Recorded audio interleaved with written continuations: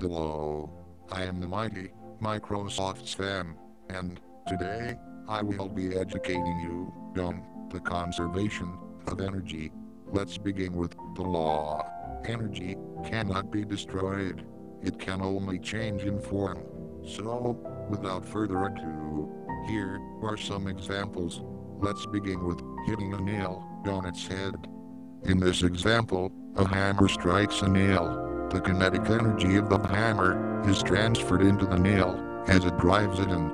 Most of the energy being transferred is converted to heat. In this case, work is done. Let's reiterate.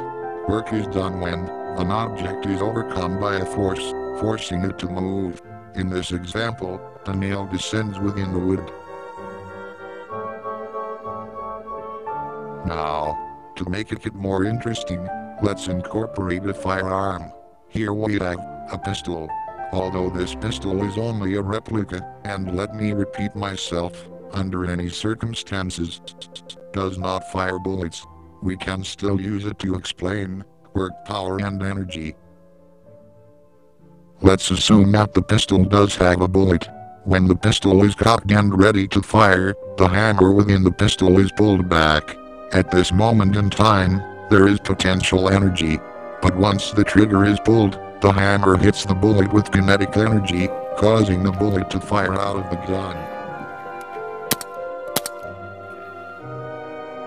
Let's assume that the bullet travels straight.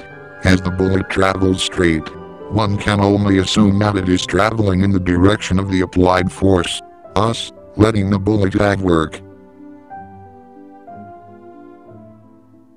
On the third and final example, I will explain work, power and energy on a braking car. Here we have a couple of level 2 students from Odmo High School. Today, the students decided that obeying the law was quote-unquote for suckers, and they decided to bust some Caps Grand Theft Auto style for their homies.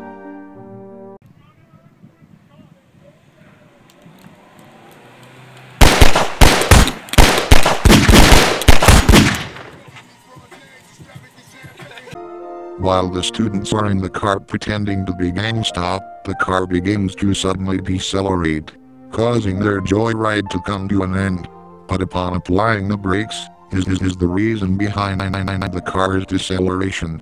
In this example, the kinetic energy from the moving car is transferred into the wannabe gangsta's car's brake discs.